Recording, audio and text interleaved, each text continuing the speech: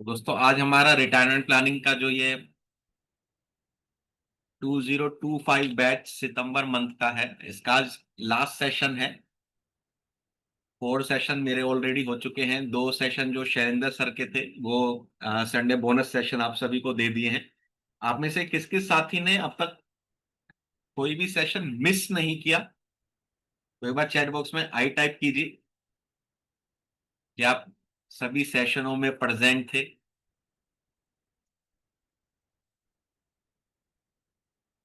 एक भी सेशन आपने मिस नहीं किया। प्रीवियस 6 और आज का सेशन मींस 7th सेशन आप लगातार कंटिन्यू लाइव अटेंड कर रहे हैं। पहले से तबीयत ठीक है अब काफी। और कौन कौन साथी हैं जिन्होंने अब तक 2 से ज्यादा सेशन की रिकॉर्डिंग नहीं देखी है, मतलब बाकी सारे सेशन मिस हुए हैं, वो एक बार आई टाइप कीजिए।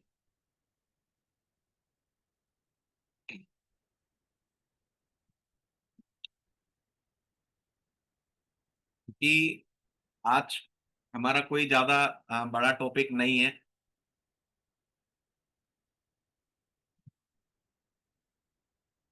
गौरंग सर की प्री रिकॉर्डेड सेशन तो ऑलरेडी ग्रुप में है। सुभाष जी आप एक बार चेक कर लीजिए।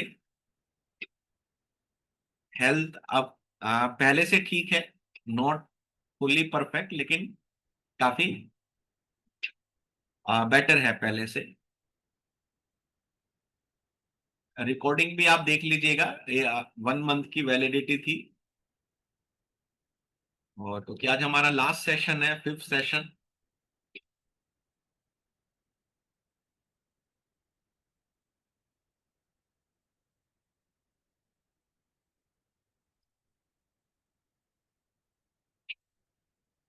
15th।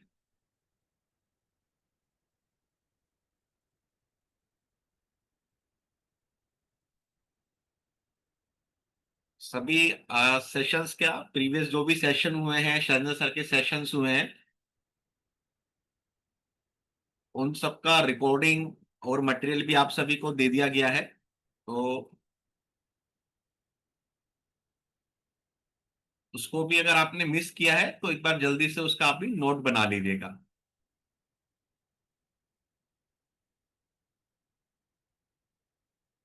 दोस्तों स्टार्ट करते हैं आज का सेशन।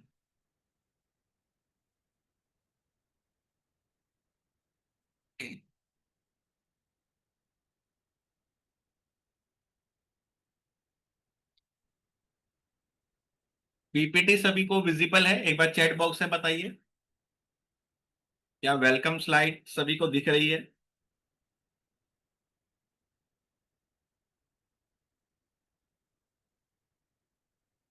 जिसने भी सारे सेशंस अटेंड किए हैं लाइव या फिर रिकॉर्डिंग देख लिया है, वो चाहे तो एक बार और गो थ्रू हो सकते हैं, नहीं तो अपने नोट्स को आप रेफर डेली बेसिस पे करते रहिए। जो आपने नोट्स बनाए हैं उनको रीड आउट करते रहिए। तो आज है दोस्तों डे 5, 12 सितंबर। आज का सेशन हालांकि पहले जो शेड्यूल था वो शैलेंद्र सर का था, लेकिन शैलेंद्र सर ने कल ले लिया, तो आज हमारा सेशन शेड्यूल है। तो काफी कुछ हमने कवर किया है। Day 1, day 2, day 3, day 4। उसके अलावा बोनस सेशन भी शैलेंद्र सर ने आपको काफी अच्छा वैल्यूज दिया है। हमारा कंसेप्ट था विजुअलाइजेशन कंसेप्ट, जिसमें हमने बताया था कि आपको कस्टमरों से कैसे क्वेश्चंस पूछने हैं। उसको कहते हैं the art of asking question. तो किसी साथी ने इस कंसेप्ट पे काम किया है पहले सेशन के बाद, नहीं लगातार इस पे काम कर रहे हैं, क्योंकि वीडियोस मेरे को बना के भेजी है काफी साथियों ने, इस कंसेप्ट पे भी वीडियो बनाई है, लेकिन सभी साथियों की नहीं आई है।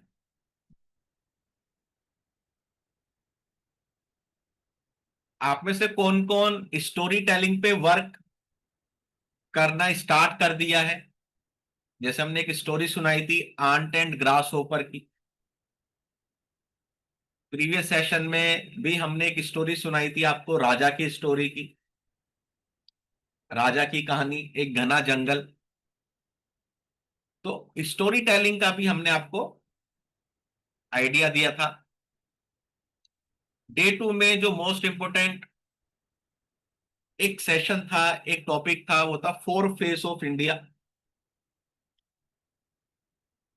छोटे छोटे कंसेप्ट हमने देखे थे, जैसे जज कंसेप्ट, 10,950 कंसेप्ट, एटीएम कंसेप्ट।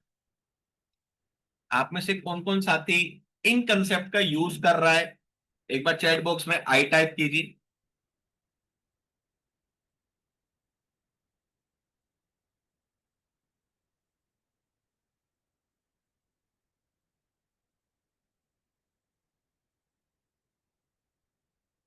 इस स्टोरी का यूज कीजिए, डेली बेसिस पे यूज कीजिए, क्योंकि ये जो सारे कंसेप्ट हैं ये तब आपको इनहार्ट होंगे जब आप इन पे ज्यादा से ज्यादा प्रैक्टिस करेंगे। डे थ्री में हमने देखा था offer letter concept, cost of delay concept, Tarun और वरुण का एक एनालिसिस लेके हमने समझा था। Donkey and horse eating pattern हमने देखा था, cow donation, hill of life. कौन कौन साथी इन कंसेप्ट्स को यूज कर रहा है?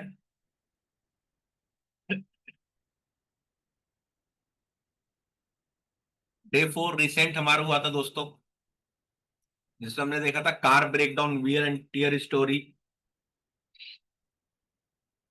Three type of season, husband life in danger, thinking story, एक घना जंगल राजा की story, always shine like a sun concept, कि सूरज की तरह अगर हमको चमकते रहना है तो प्लानिंग करनी है।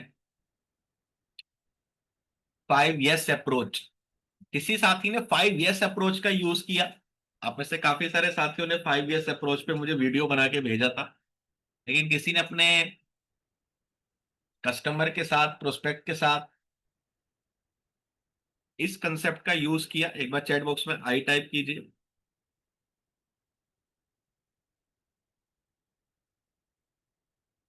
Five yes, five yes approach, इस पे मैंने आपको अपना वीडियो भी दिया था एक।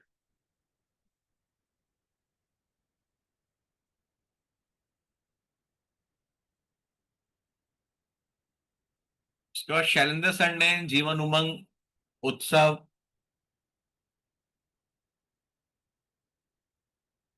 जीवन Umang Utsav as a passive retirement planning Shailendra sir ने समझाया था। आप में से किस किस ने लाइव अटेंड किया था ये वाला सेशन? एक बार लाइव डालिए चैट बॉक्स में।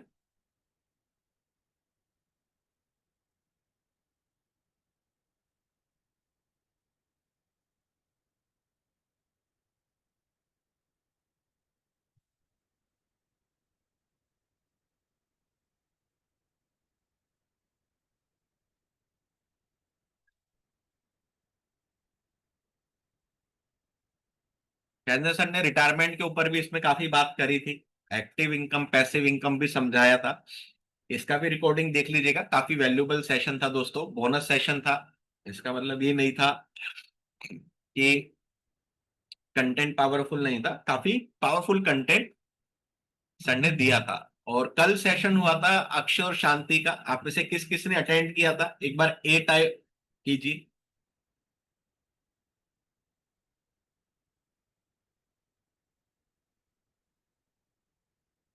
होपफुली आप सभी ने नोट्स बना लिए होंगे दोनों सेशंस के। आज हमारा दोस्तों डे फाइव है।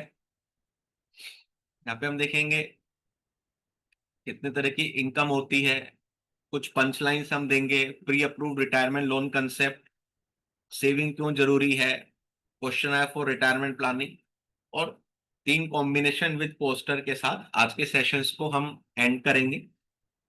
ग्रुप में आपको टेलीकॉलिंग स्क्रिप्ट जो है सेशन खत्म होते ही मिल जाएगा, उसका भी यूज कीजिए। एक रेडीमेड टेलीकॉलिंग स्क्रिप्ट हिंदी और इंग्लिश में आ, मुन्ना जी आपको शेयर करेंगे। मंडे तक आप सभी को गूगल फॉर्म मिलेगा,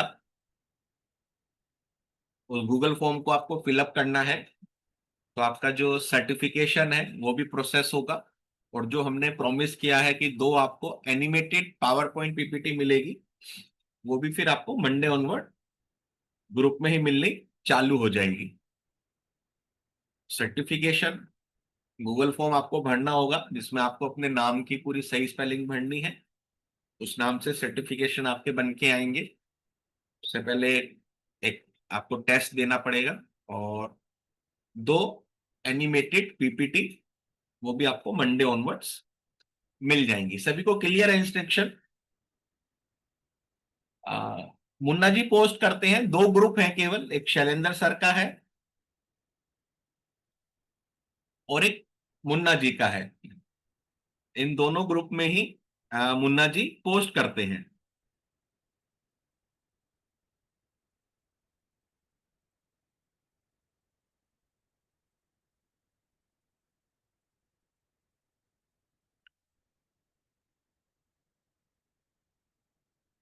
इसके अलावा दोस्तों ये हमारे विनर्स की लिस्ट है। अगर आपका नाम इसमें है तो आप मुन्ना जी को मैसेज डाल दीजिएगा, जिससे कि जो हमने कहा था कि हम कुछ सेल्स मटेरियल्स आपको डिस्पैच करेंगे, तो आपको वो डिस्पैच हो जाएगा। अनीता दत्ता जी हैं, अनिल कुमार महतो जी हैं, नरेश कुमार जी हैं, भगवान जेठी जी हैं, यज्ञेश दवे जी हैं, नितिन वसंत मोने जी, डॉक्टर ओमकार गुप्ता जी, अश्वनी गोस्वामी जी, देवेंद्र शर्मा जी, बसुकी नाथ मिश्रा जी और उमेश जी, ये हमारे विनर्स हैं, जिनको जिन्होंने क्वालिफाई किया है इस कोर्स में। इसके अलावा 6 और विनर्स हैं, आरती जी, संगमेश जी, अमित गर्ग जी, ज्योति जी, शंभू प्रहलाद जी और अरविंद कुमार जी। तो एक बार दोस्तों आप सभी कॉन्ग्रेचुलेशंस लिख दीजिए विनर्स के लिए।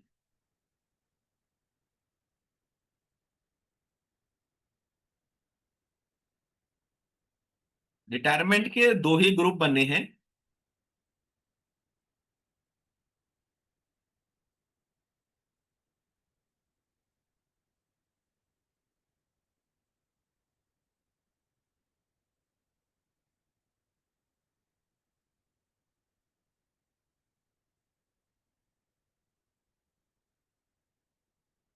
एक शैलेंद्र सर का है और एक मुन्ना जी का है, तो दोनों ग्रुप में ही आते हैं, जिसमें अभी लाइव का मैसेज आया है।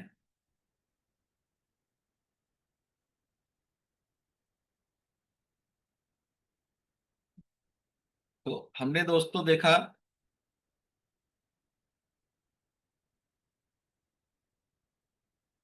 रिटायरमेंट इन 4 दिन 5 दिन में हमने पूरा रिटायरमेंट प्लानिंग को समझने की कोशिश करी है कि क्या होता है रिटायरमेंट।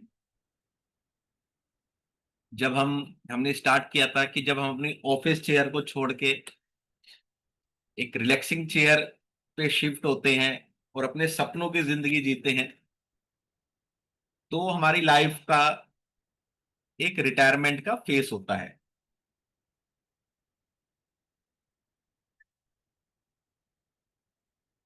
अगर रिटायरमेंट को हम पूरे वर्ड्स को खोल के देखें, तो आर का मतलब होता है रिलैक्स एंड जॉय। ये भी आप कहीं ना इस तरह से पूरा एक एक वर्ड्स को हम देखेंगे, तो अपनी नोटबुक में लिख लीजिएगा।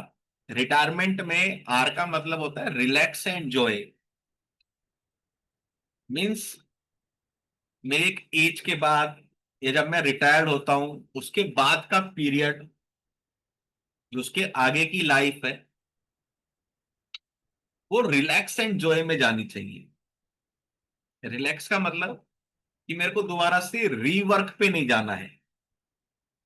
मैं अब अपने ड्रीम्स के साथ, अपने लाइफ पार्टनर के साथ रिलैक्स करूंगा और अपनी बची हुई जिंदगी को एंजॉय करूंगा।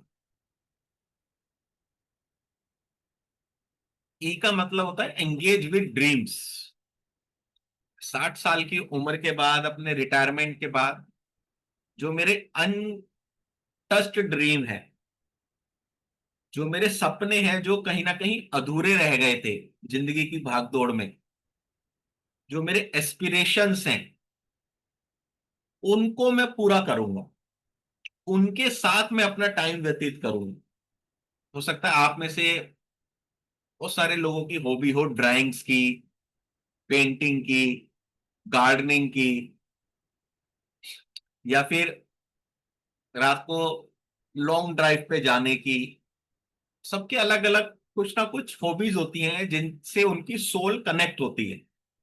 लेकिन आज एक भागदौड़ की जिंदगी में हमें वो टाइम नहीं मिल पाता जिसको हम एक लीजर टाइम कहते हैं। तो रिटायरमेंट के बाद मैं एंगेज होना चाहता हूं उन सपनों के साथ जहां पे मैं अपनी सोल के साथ कनेक्ट होता हूं।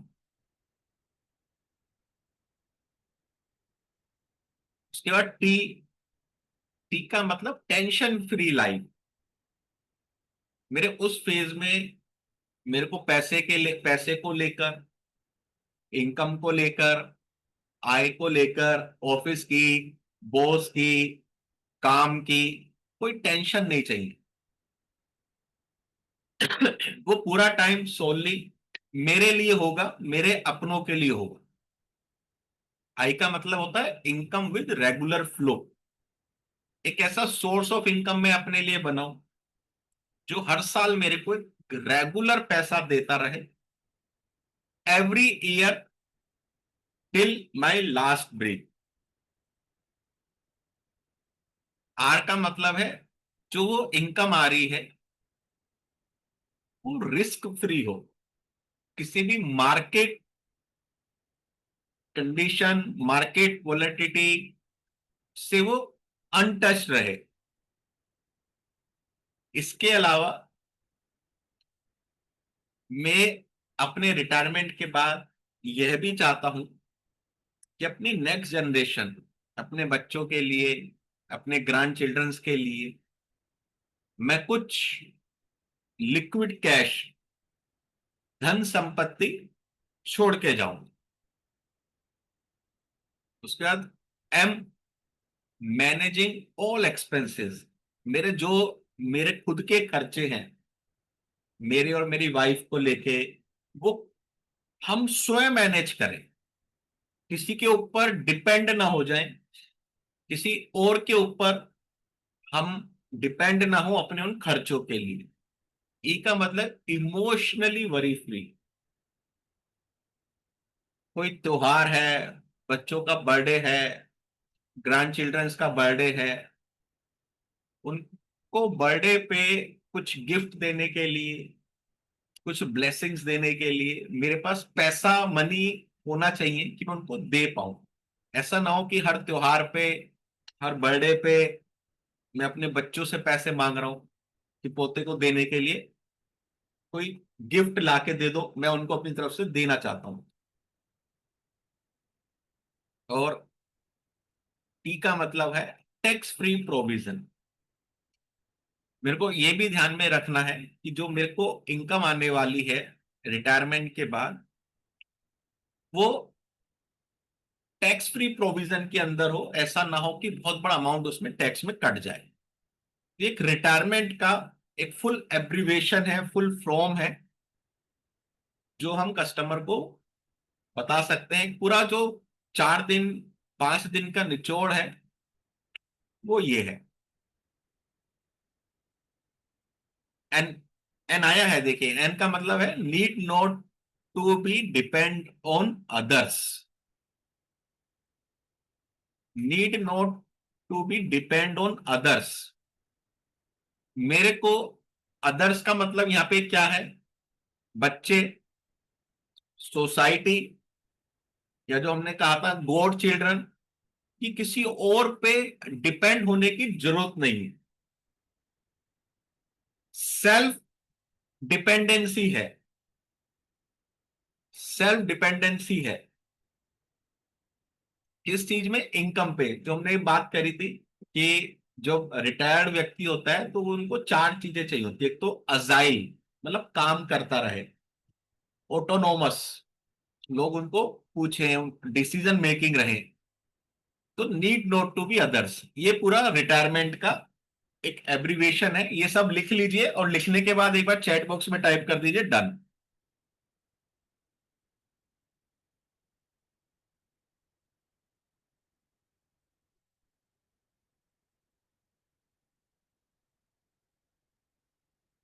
पीपीटी सभी को विजिबल है ना? एक बार चैट बॉक्स में बता दीजिए। हमारे पार्टिसिपेट्स हैं विवेक जी, उनका मैसेज आया है पीपीटी नॉट विजिबल।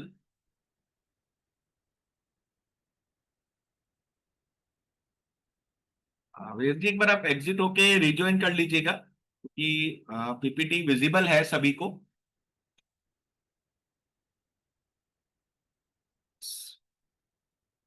तो अगर रिटायरमेंट को, जो हमने लास्ट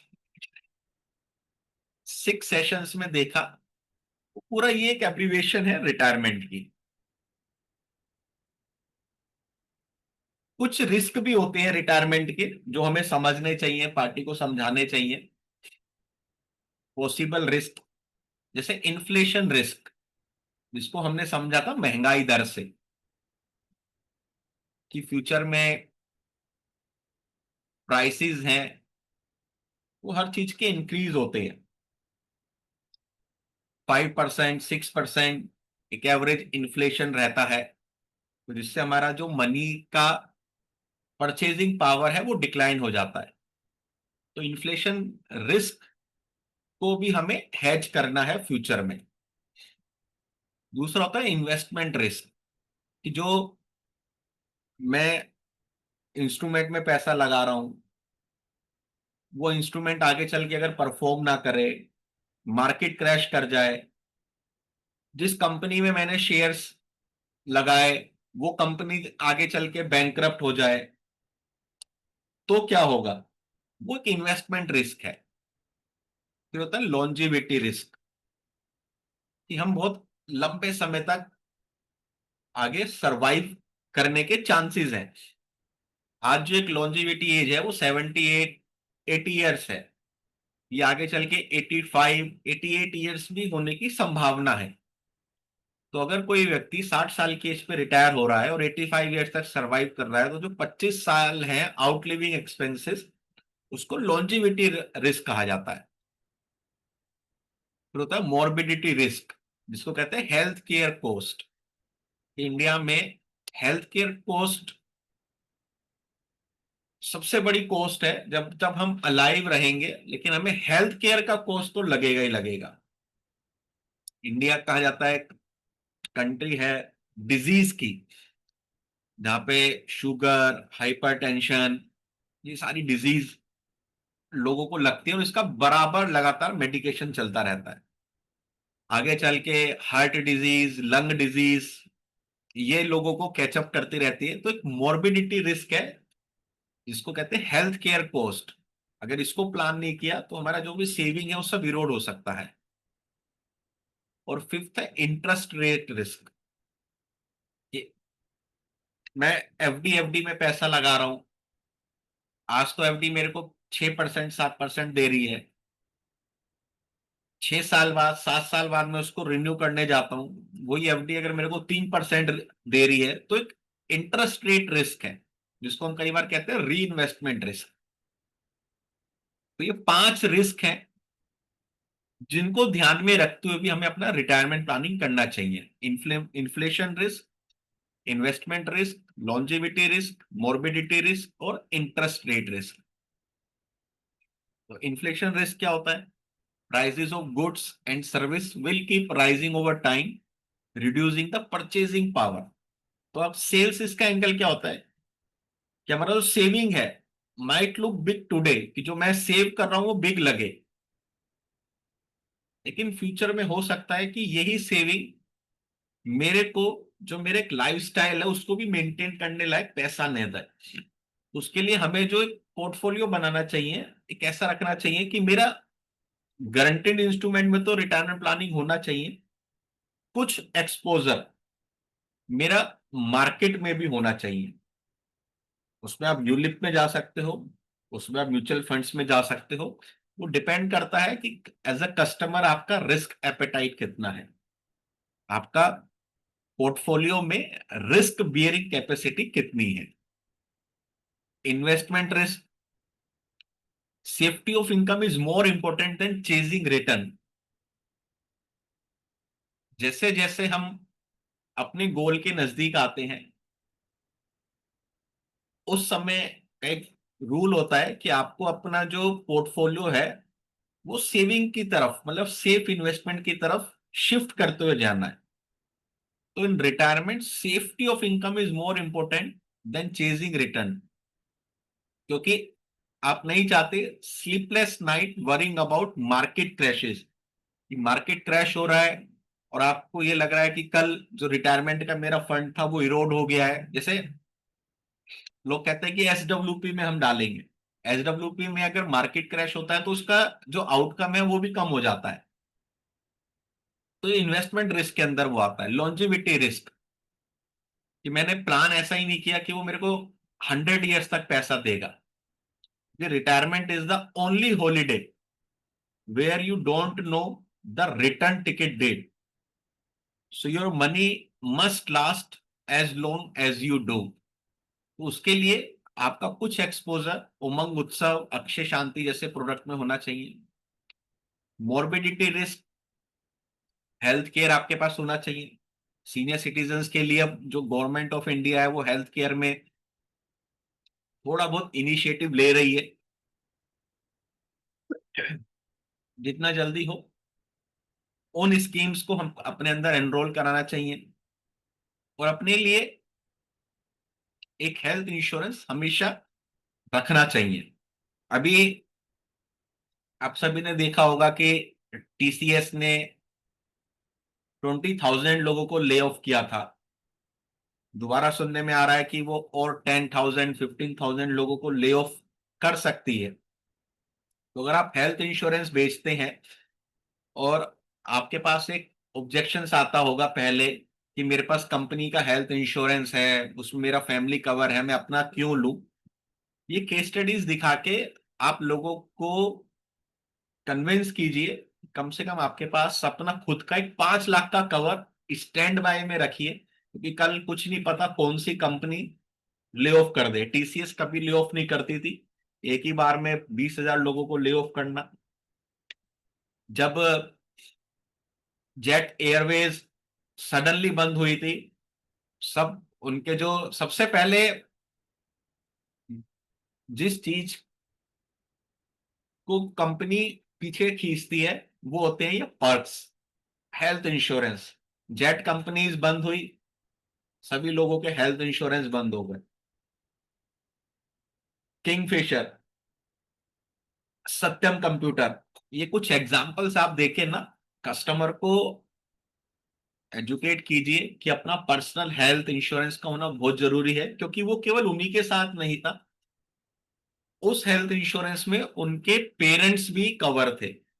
उनका गया, पेरेंट्स का भी गया, उनको तो अब थोड़ा इजीली मिल सकता है, पेरेंट्स को मिलना बहुत मुश्किल है। इसलिए पर्सनल हेल्थ इंश्योरेंस होना बहुत जरूरी है। ये मोर्बिडिटी रिस्क में आता है। सारा है, बहुत सारे आप केस स्टडी बना सकते हैं। और उसके बाद इंटरेस्ट रेट रिस्क।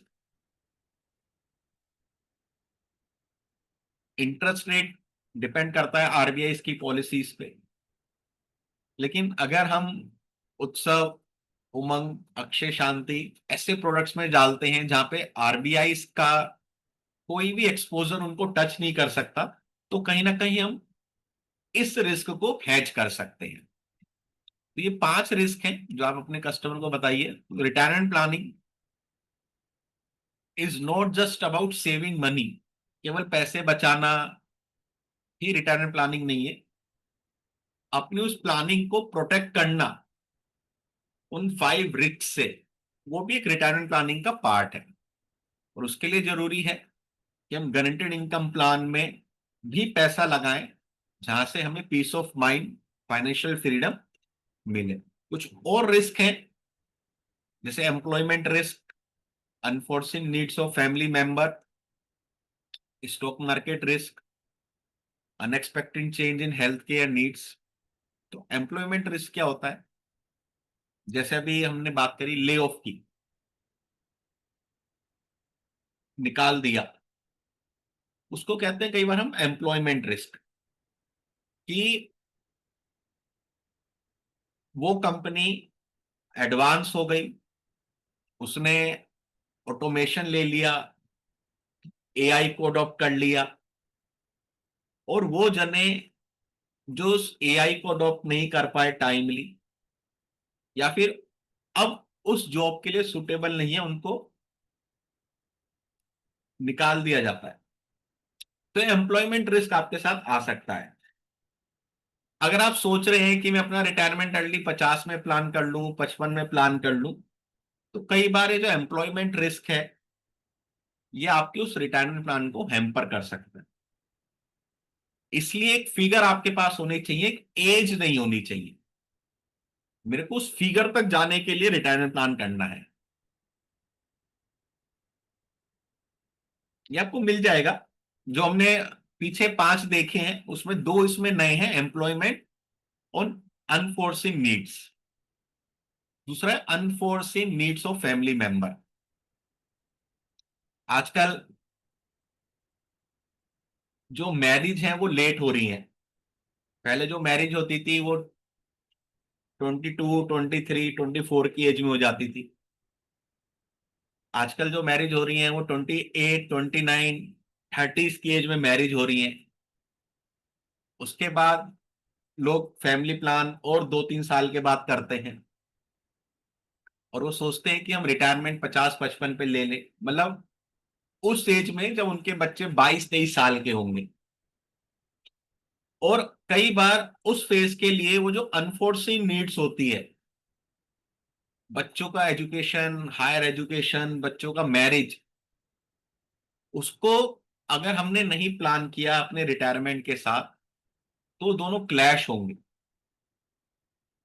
तो इसको भी हमें ध्यान में रखना बहुत जरूरी है कि 30 साल, 32 साल की एज में मैरिज हो रही है, 34, 35 की एज में लोग पेरेंट्स बन रहे हैं, उनके बच्चे जब वो 55, 60, 65 साल के होंगे तो वो शादी के लायक होंगे। तो अपने रिटायरमेंट को आपको इस चीज से भी प्रोटेक्ट करना है, ये फ्यूचर में भी देखने वाली चीज है। Lifestyle and dependency risk, dependency on others due to lack of planning, compromise dignity, बच्चों से मंथली एक्सपेंसेस मांगना। तो ट्रू फाइनेंशियल फ्रीडम क्या है? ट्रू फाइनेंशियल फ्रीडम है कि हम किसी और के ऊपर डिपेंड ना होके अपना खुद का खर्चा निभाएं। अगर हम रिटायरमेंट प्लानिंग नहीं करते हैं, तो लाइफस्टाइल एंड डिपेंडेंसी रिस्क आएगा। लाइफस्टाइल का मतलब क्या होता है? अभी हमने कल मूवी देखी थी कि उनको सिगरेट पीने का शौक था। उनकी बहू क्या कहती है कि अब जब घाटा हो ही गया है, बिजनेस में लॉस हो गया है, शेयर मार्केट में लॉस हो गया है, तो अपनी आदत क्यों नहीं छोड़ती? ये कई बार लाइफस्टाइल रिस्क आता है कि आपको शौक है किसी चीज का, और आपने अपनी रिटायरमेंट प्लानिंग नहीं करी, तो आप उसको भी पूरा नहीं कर पाएंगे। अब जो मूवी आई थी स्वर्ग, उसमें भी यही एक सीन क्रिएट हुआ था, जिसको कहते हैं लाइफस्टाइल एंड डिपेंडेंसी रिस्क। उसका देखते हैं रिटायरमेंट से पहले हमारी कितनी तरह की इनकम होती है, टाइप्स ऑफ इनकम। सबसे पहले इनकम होती है अर्नड इनकम, जो हम कमाते हैं। आपको सैलरी मिल रही है, वेजेस मिल रहा है, कमीशन अर्न कर रहे हैं, प्रोफेशनल फीस मिल रही है, ये अर्नड इनकम में आती है। दूसरी होती है बिजनेस इनकम, जो बिजनेसमैन कमाते हैं, सेल्फ एम्प्लॉयड कमाते हैं, प्रॉफिट फ्रॉम सेल एम्प्लॉयमेंट और रनिंग ए बिजनेस। तीसरी इनकम है रेंटल इनकम। आपने अपना कोई प्रॉपर्टी रेंट पे चढ़ा दी, और वहां से आपको रेंट एवरी ईयर मिल रही है। फोर्थ होती है इन्वेस्टमेंट इनकम, कि आपने कोई एफडी खोल रखी है, वहां से आपको इंटरेस्ट मिल रहा है, शेयर्स में पैसा डाल रखा है, डिविडेंड्स मिल रहा है, गोल्ड ले रखा है, उसको बेचोगे कैपिटल गेन मिल रहा है, प्रॉपर्टी को बेचा कैपिटल गेन मिला, म्यूचुअल फंड्स को बेचा कैपिटल गेन मिला। ये होती है इन्वेस्टमेंट इनकम। उसके बाद फिफ्थ होती है पैसिव इनकम, जहाँ पे हमने कोई बुक लिख दी, सॉन्ग रिकॉर्ड कर दिए, कोई प्रोडक्ट बना दिया, उस पर रॉयल्टी मिल रही है, ऑनलाइन अर्निंग्स मिल रही है विदाउट एक्टिव एफर्ट। तो ये इनकम के रूप होते हैं। और पैसिव इनकम, प्रीवियस क्लास में हमने देखा था कि पैसिव इनकम क्या होती है और क्यों जरूरी है। तो अगर इनकम की हम परिभाषा देखें तो income is what comes into your pocket और अकाउंट रेगुलरली और occasionally in return of your work time money और असेट। आप अपना समय देते हो, अपना पुरुषार्थ देते हो जिसको हम कहते हैं अपनी लेबर, अपना पैसा देते हो जिसको हम कहते हैं लैंडिंग, या अपनी असेट्स देते हो जैसे कि आपने प्रॉपर्टी दे दी। ये सब रूप है इनकम के।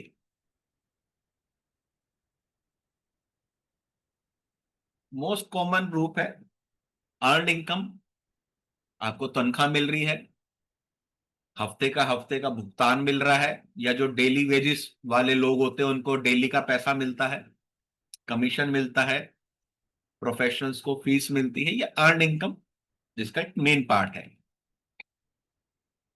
जैसे अर्न इनकम है money and by working and giving your time skill, salary from job, wages, commission, consultancy, professional practice, doctor हैं, वकील हैं, सीए टीचर्स हैं।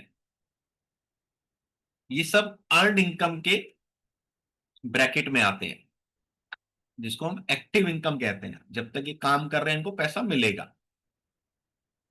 दूसरा बिजनेस इनकम, जो छोटा मोटा बिजनेस करते हैं, जो ट्रेडिंग करते हैं, profit from running business, trade और प्रोफेशन, वो बिजनेस इनकम में आती है। कि एक सेलर है, उसने 10,000 रुपए के कपड़े लाया, उसको 22,000 रुपए में बेच दिए, तो जो 12,000 रुपए है वो उसका बिजनेस की इनकम है after deducting all the expenses. जो बिजनेस इनकम होती है डिपेंड्स करती है आपकी जो बिजनेस में टाइम दे रहे हैं और जो सिस्टम क्रिएट कर रहे हैं। जो टाइम दे रहे हैं और जो सिस्टम क्रिएट कर रहे हैं। जो सैलरी है उसमें आपको एक फिक्स टाइम देना होता है। जो बिजनेस है यहाँ पे आप 2 घंटे, 3 घंटे, 4 घंटे भी देके एक महीने जितना पैसा कमा सकते हो, depends time and system. Third है rental income, earning from giving property. आपके पास कोई लैंड है, हाउस है, ऑफिस है, फैक्ट्री है, उसको आपने रेंट पे दे दिया, वहां से आपको पैसा मिल रहा है। This is consider semi passive income. जो रेंटल इनकम है ये सेमी पैसिव इनकम का रूप होती है। पैसिव इनकम जहां पे हमने देखा था कि हमें कुछ भी अपना एक्टिव पार्टिसिपेशन नहीं देना पड़ता, लेकिन रेंटल इनकम में हमें अपना कुछ एक्टिव पार्टिसिपेशन देना पड़ता है। उसका interest income, income from deposit, loan, saving, FD करा रखी है, बॉन्ड है, गवर्नमेंट सिक्योरिटी बॉन्ड आपने ले रखे हैं, सेफ होती है, लेकिन लो रिटर्न इनकम इस पे हमें मिलता है। उसके डिविडेंड इनकम, आप शेयर्स खरीदते हैं, वहां से जो मिलने वाली इनकम होती है उसको डिविडेंड इनकम कहते हैं। This is form of passive income from equity investment, लेकिन ये रिस्की होती है, इसके साथ बहुत रिस्क एसोसिएट होता है। इसको कैपिटल गेन्स, जब आप अपना कोई असेट को सेल करते हैं, आपने एक एक्स प्राइस पे लिया और वाई प्राइस पे बेचते हैं, उससे जो आपको प्रॉफिट होता है उसको कहते हैं कैपिटल गेन। जैसे आपने 2 लाख रुपए का गोल्ड लिया, और 2 साल के बाद उसको 3 लाख, 4 लाख, 5 लाख में बेच दिया, तो जो अमाउंट है वो कैपिटल गेन की टेंडेंसी में आएगा। आप म्यूचुअल फंड है, इसको आप सेल करते हैं, कैपिटल गेन की टेंडेंसी में आता है। उसका सेवंथ है रॉयल्टी इनकम। आपने कोई बुक लिखी है, म्यूजिशियंस हैं आप, रॉयल्टी आपको मिल रही है। हम LIC एजेंट्स हैं, रिन्यूअल जो कमीशन है रॉयल्टी इनकम में आता है। One time effort can create life time passive income, उसका कमीशन इनकम। जो हमारी फर्स्ट पॉलिसी होती है उस पे कमीशन मिल गया, रियल एस्टेट ब्रोकर है कमीशन मिल गया, एफलेट मार्केटिंग, आप कोई प्रोडक्ट किसी का प्रमोट करते हैं और कोई उस लिंक पे क्लिक करके वो प्रोडक्ट ले लेता है, तो उसका आपको कुछ कमीशन मिलता है, वो कमीशन इनकम में आती है। इसको कहा जाता है performance based income depend on sales mode. और नाइन्थ है pension annuity income, regular income after retirement, और फॉर्म एन एन्युटी प्लान। जैसे आप अक्षय शांति ले लीजिए, सीनियर सिटीजन सेविंग स्कीम में लगा लीजिए, ये एन्युटी पेंशन प्लान है, फाइनेंशियल सिक्योरिटी ओल्ड एज के लिए। और टेंथ है लॉटरी विंडफॉल प्राइज इनकम, कि आपने कोई लॉटरी जीती है, जैसे KBC में आप जीत गए, Dream11 पे टीम बनाई, वहां से मिल गए, income from winning game lottery और contest, KBC lottery prize bumper draw, not reliable but still categorized as a income, ये भी इनकम के अंदर आता है। ये एक वन पेजर है, इसका एक बार आप सभी स्क्रीनशॉट ले लीजिए और स्क्रीनशॉट लेके चैट बॉक्स में टाइप कर दीजिएगा डन।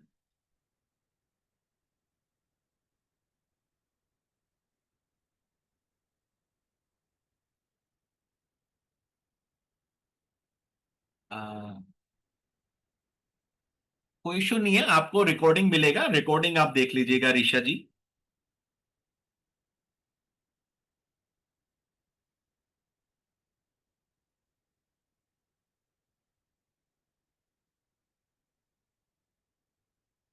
अब हर इनकम के साथ कुछ रिस्क एसोसिएटेड है जो हमें कस्टमर को बताने चाहिए।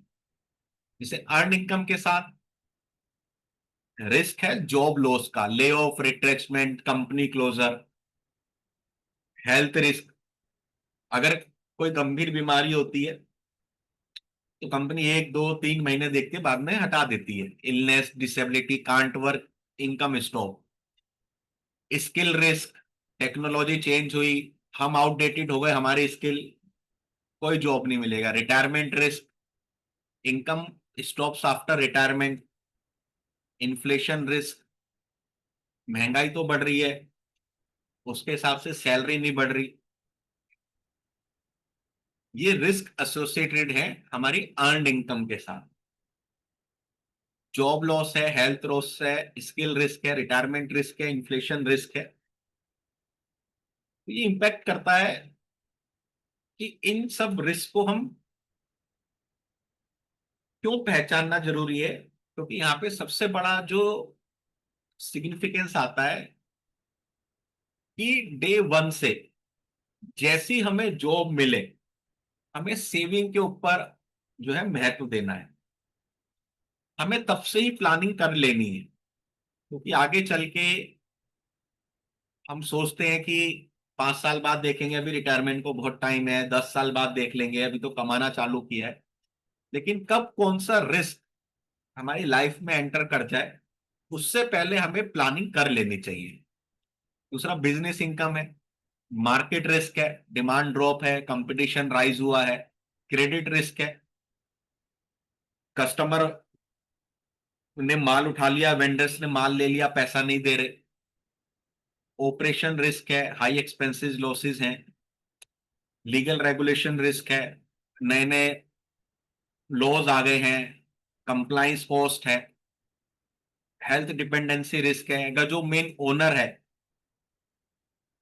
उसी के साथ कुछ हेल्थ इशू आ गया तो बिजनेस कैसे चलेगा। तो जो बिजनेस मैन्स होते हैं जो कहते हैं कि हमें रिटायरमेंट की जरूरत नहीं है, हम क्यों प्लान करें, उनको कहीं ना कहीं आपको ये रिस्क बताने जरूरी है कि आज जो एक प्रोडक्ट है जो बहुत अच्छा चल रहा है मार्केट में, आपका फर्म अच्छा चल रहा है, बदलते ट्रेंड, बदलते चेंज में ये प्रोडक्ट कैसा परफॉर्म करेगा हमें नहीं पता। लेकिन जो हम प्लान कर लेंगे अपने कल के लिए, उसकी हम गारंटी और श्योरिटी दे सकते हैं कि वो हमें हमारी लाइफस्टाइल को सस्टेनेबल तक आगे तक लेके जाएगा। दूसरा, रेंटल इनकम। लोग कहते हैं कि मैं रेंट पे प्लॉट दे दूंगा, मुझे रिटायरमेंट की क्या जरूरत है। तो वैकेंसी रिस्क, आप अपने नियर बाय एरिया में 2 किलोमीटर 4 किलोमीटर के एरिया में थोड़ा कॉन्शियस तरीके से देखिए कि कितनी प्रॉपर्टी है जो वेकेंट पड़ी होंगी,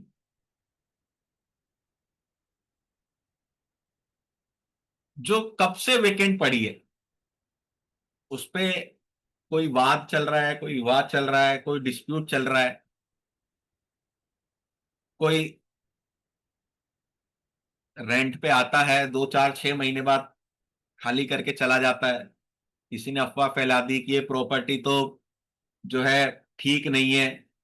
तो वैकेंसी रिस्क बहुत बड़ा रिस्क है। टीनेंट रिस्क,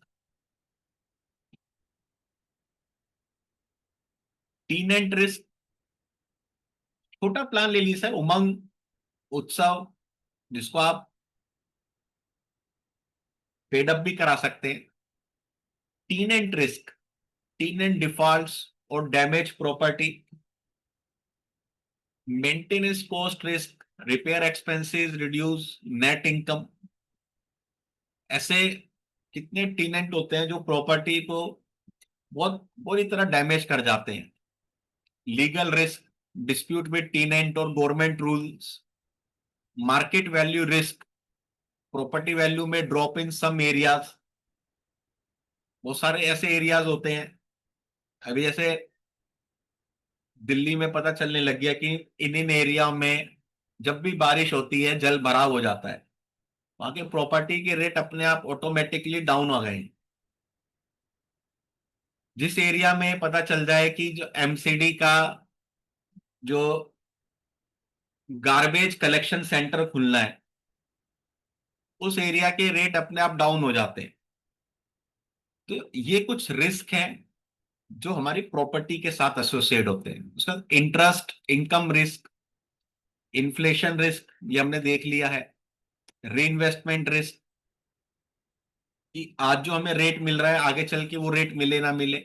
डिफॉल्ट रिस्क, जो कंपनी है वही बैंकरप्ट हो गई, वही पैसा लेके भाग गई, जैसे सहारा कंपनी है, लोगों ने पैसा लगाया था सहारा में। आदर्श सोसाइटी है, सारा पैसा लेके भाग गई, कितना पैसा लोगों का डूबा। भंडारी कोऑपरेटिव बैंक है, सारा पैसा लेके भाग गई। अभी एक टोरस टोरस आई थी, उसने कहा था बहुत अच्छा आपको इंटरेस्ट मिलेगा, मुंबई की टोरस कंपनी, पैसा लेके भाग गई। ये ये टोरस अभी लेटेस्ट है। पीएससीएल मेरे को नहीं पता, लेकिन सहारा है। यस, डीएचएफएल अभी हो गई है बिल्कुल बैंकरप्ट कर दिया दीवान हाउसिंग फाइनेंस को। लिक्विडिटी रिस्क, मनी लॉक हो गई, विड्रॉ नहीं कर सकते, जैसे यस बैंक के साथ हुआ था। बहुत सारे बैंकों के साथ आता रहता है कि इसमें अभी आप इससे ज्यादा पैसा नहीं निकाल सकते। टैक्सेशन रिस्क, इंटरेस्ट जो कंपाउंड है फुली टैक्सेबल है, जो नेट रिटर्न्स को रिड्यूस कर देता है। डिविडेंड इनकम, इसमें मार्केट रिस्क है, कंपनी ने परफॉर्म ही नहीं किया, जैसे रिलायंस है, लोगों ने कितना पैसा लिया लगाया था रिलायंस कम्युनिकेशन में, सब आज जीरो हो चुका है। Cut stop risk, companies can reduce stop dividend any time. एक समय पहले कंपनी अच्छा डिविडेंड देती थी, कंपनी का जो परफॉर्मेंस था मार्केट में डाउन हुआ, डिविडेंड देना बंद कर दिया। वोलेटिलिटी रिस्क, शेयर प्राइस ऊपर नीचे हो रहे हैं, पूरे साल का अगर देखें तो ना प्रॉफिट है ना लॉस है, वहीं के वहीं खड़े हैं। Tax tax risk, dividend taxable है। Concentration risk, over dependence on a few companies, कि आपने एक ही कंपनी का शेयर ले लिया, जैसे किसी ने एमआरएफ का ले लिया, बहुत महंगा शेयर है एमआरएफ का, मे बी 1.5-2 लाख रुपए का, और वही कंपनी अगर फॉल हो गई तो पूरा पैसा आपका चला जाएगा। मतलब आपने अपना जो पोर्टफोलियो था वो एक ही बकेट में रखा हुआ था, तो उसको कहते हैं concentration risk.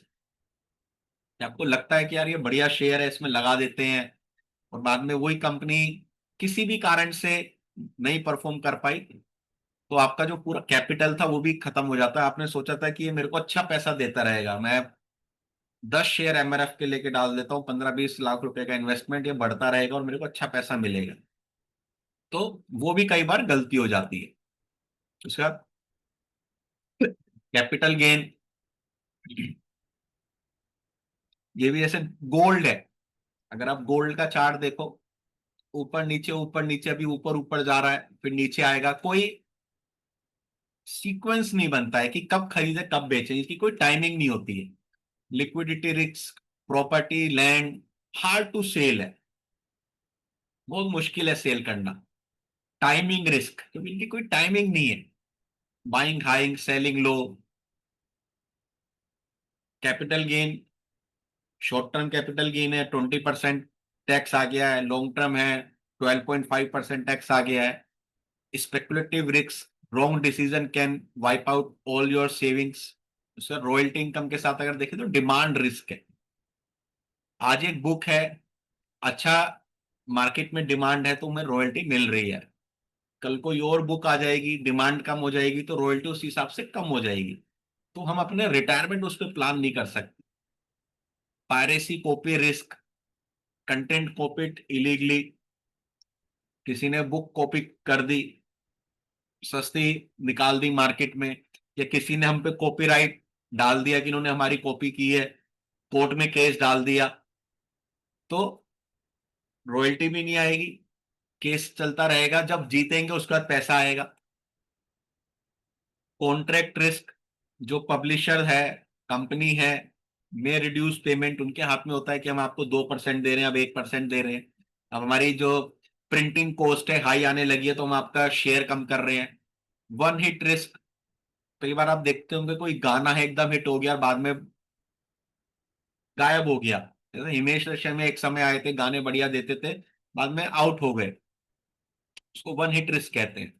Time dependency risk, trend बदलता रहता है, परमानेंट नहीं है, तो ये कारक है जिसपे हमारा जो रॉयल्टी इनकम है वो इफेक्ट करता है। उसका एक है commission income.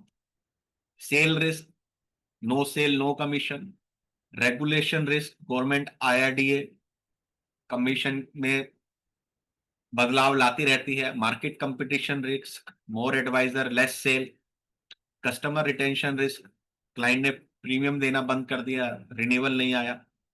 Health performance risk, personal health care, तो जो कस्टमर कहता है कि मैं रेंट में डालूंगा, हर एक को रिस्क बताइए।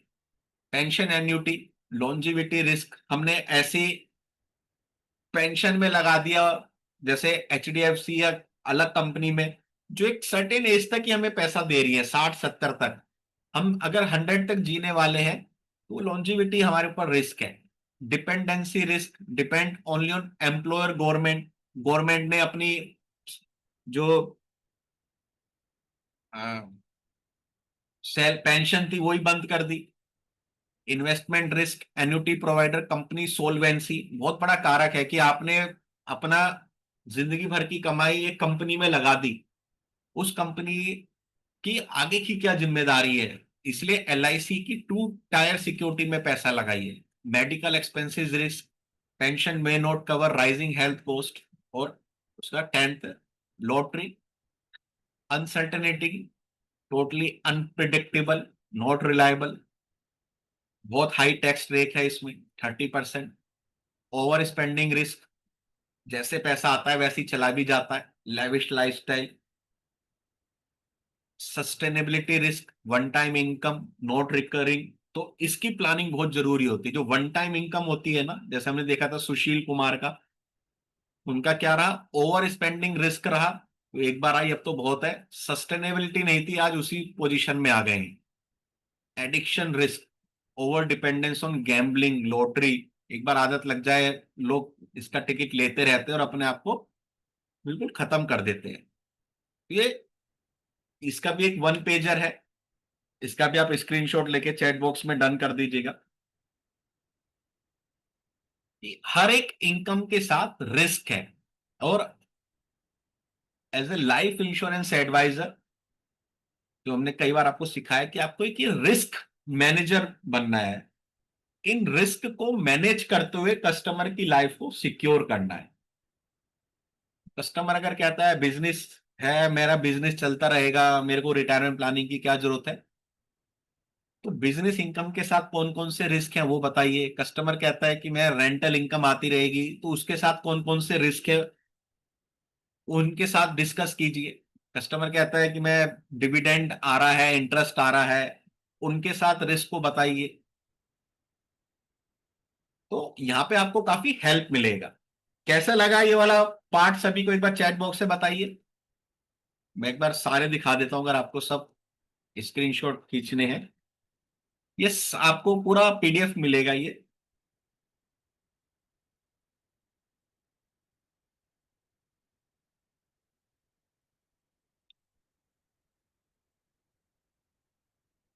मैंने वन पेजर वैसे बनाया है।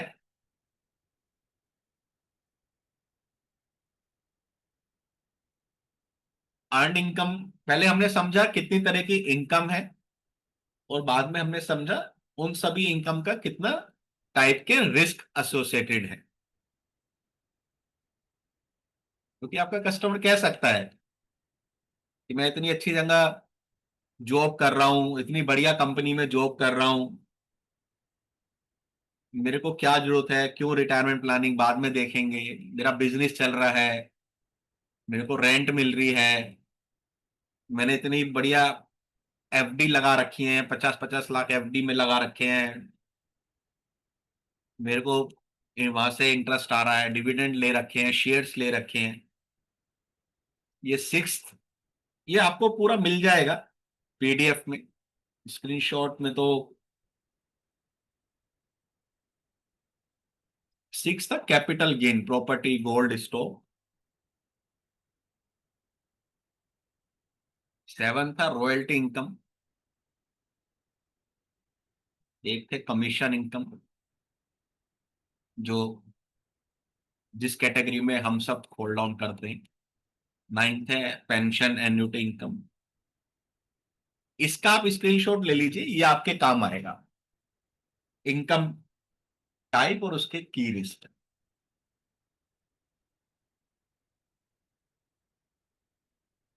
ले लिया सभी ने इसका।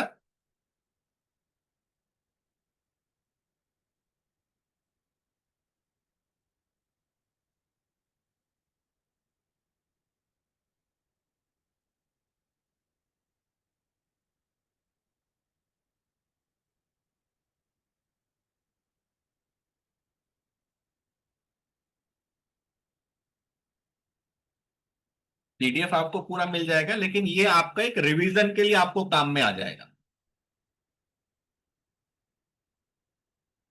उसका हमने दोस्तों थ्री टाइप्स ऑफ लॉइन का भी कंसेप्ट देखा था। उसमें हमने बताया था कि तीन तरह के लॉइन होते हैं। एक फॉरेस्ट में रहने वाला लॉइन, जो अपने दम पे जीता है, अपने कंडीशंस पे रहता है, जब शिकार करना होता है करता है, जहां पानी पीना होता है पीता है, जहां जंगल में घूमना होता है घूमता है। एक लॉइन जू का लॉइन, जो चिड़ियाघर में होता है, एक छोटा सा पिंजरा उसको दे दिया जाता है, वही उसकी चार दीवारी बन जाती है। लोग बाग आते हैं, उसको देखते हैं, सोर्स ऑफ एंटरटेन बन जाता है। और तीसरा हमने देखा था सर्कस का, जो सर्कस में परफॉर्म करता है लोयन, लेकिन अपने एक मास्टर उनको रूल करता है, केवल एक छड़ी के थ्रू। उसी तरह हमारा अगर रिटायरमेंट हम देखें तो ये भी तीन तरह की कैटेगरी में हम बांट सकते हैं। अगर हम प्लान करते हैं अपने रिटायरमेंट को और अपनी शर्तों पे जीते हैं, तो एक तरह से हम रिटायरमेंट के बाद जिंदगी जिएंगे जंगल वाले शेर की तरह, अपनी शर्तों पे, अपनी मर्जी पे, अपनी ड्रीम लाइफ जीते हुए। अगर हमें डिपेंड होना पड़ जाता है सोसाइटी पे, डोनेशन पे, वृद्ध आश्रम पे, तो कहीं ना कहीं वो जिंदगी है एक जू वाले शेर की तरह।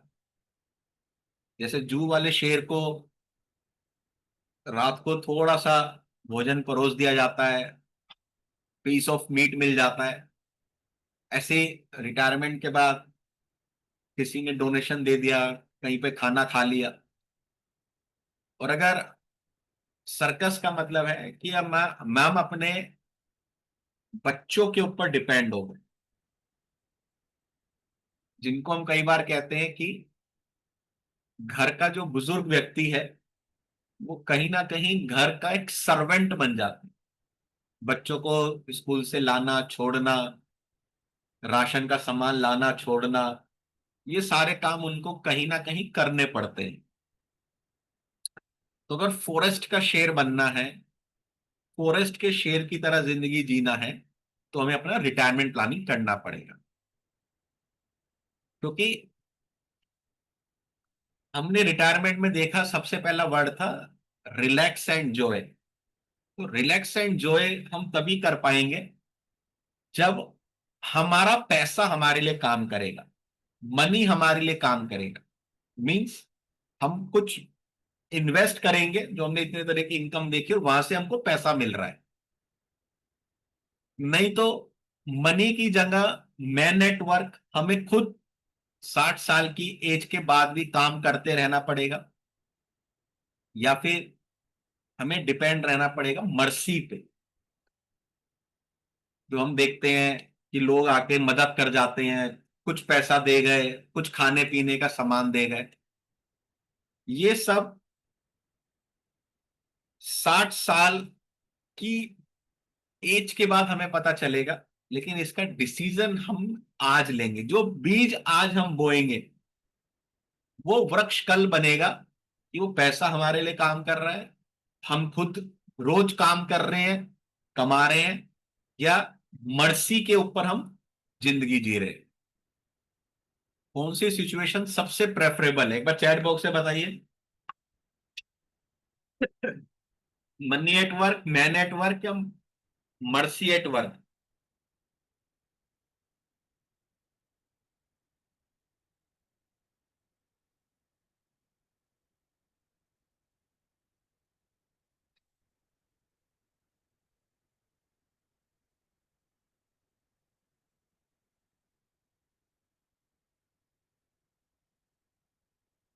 और मनी एट वर्क के लिए आज आपको कुछ मनी साइड करनी पड़ेगी। आप कहते हो कि पैसा नहीं बचता, अगर आज पैसा नहीं बच रहा तो रिटायरमेंट पे कहां से पैसा आएगा?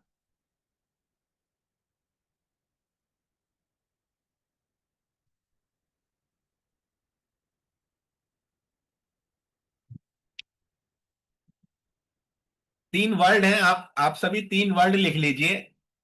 Need, NEED, need.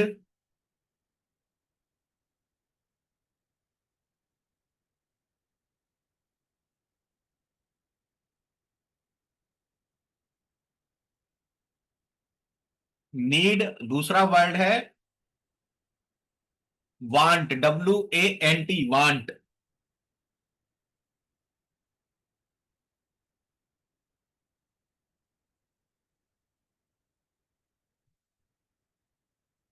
और तीसरा है demand. Need, want, demand.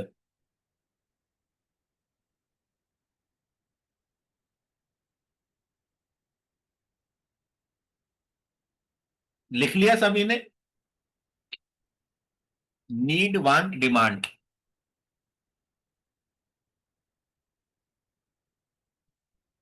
Need want demand क्या है?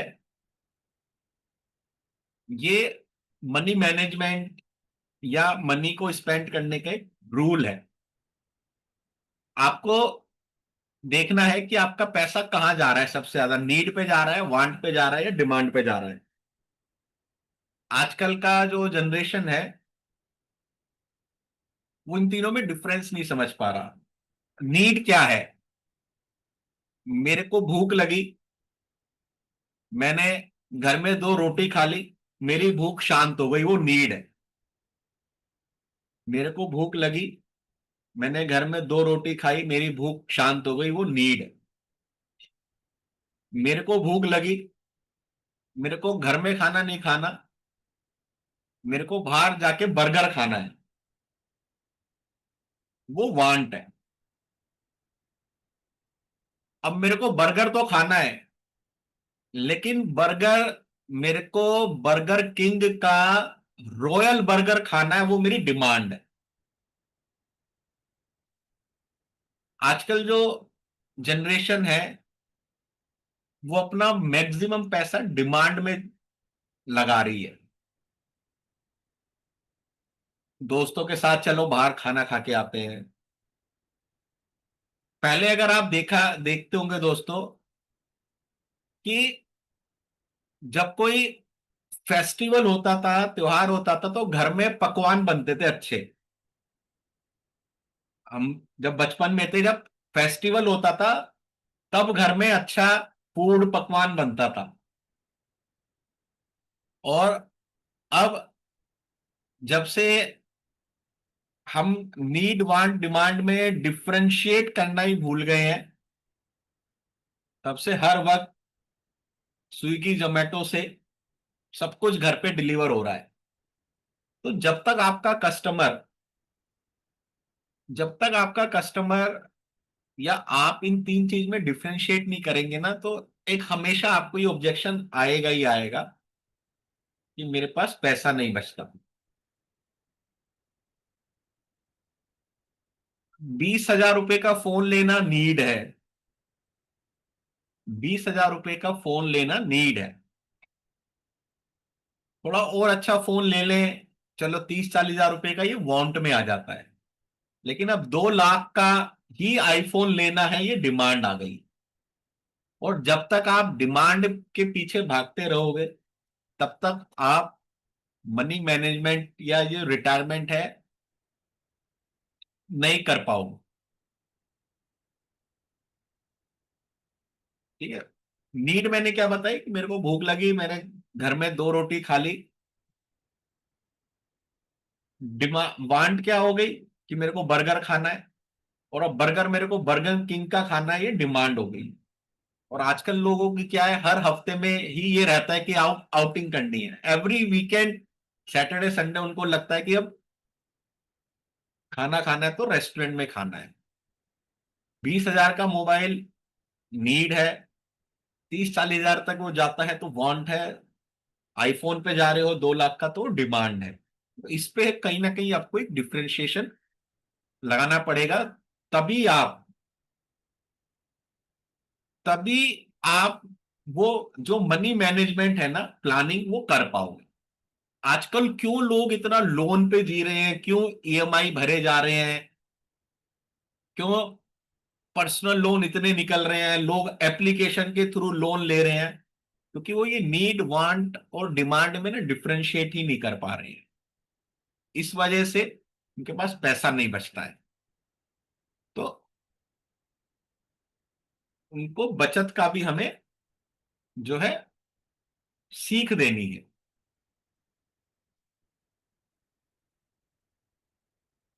तो एज 25 से 60 तक, इसको हम कहते हैं प्री रिटायरमेंट एज।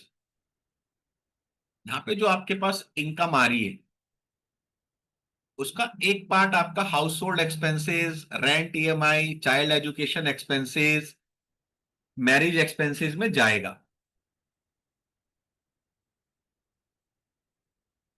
लेकिन एक पार्ट आपके फ्यूचर के लिए भी जाना चाहिए। और वो जो एक पार्ट है,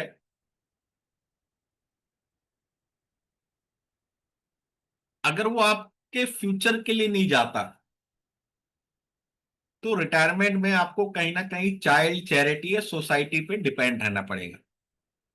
और अगर एक पार्ट, जिसको हमने कहा था पे योरसेल्फ फर्स्ट, कम से कम 15 से 20% अपने आप को पेमेंट कीजिए, वो आपने एक second inning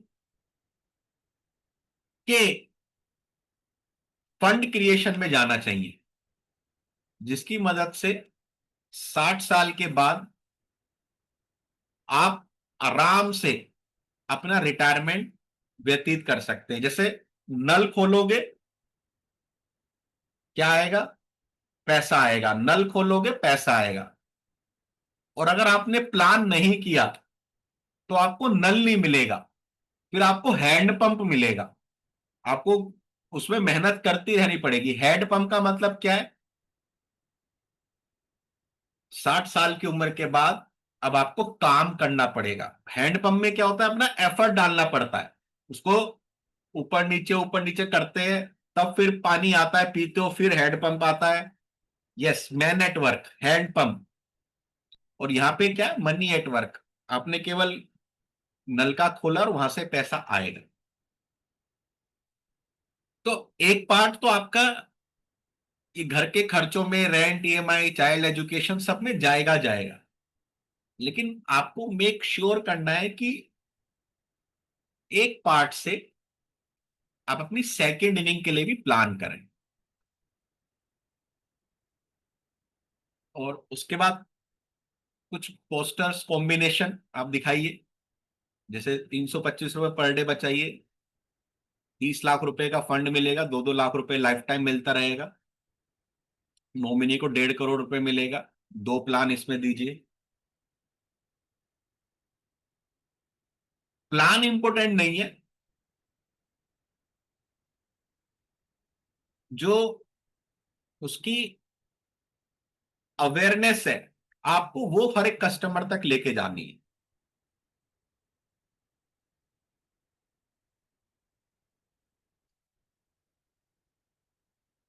concept, awareness, concept और अवेयरनेस।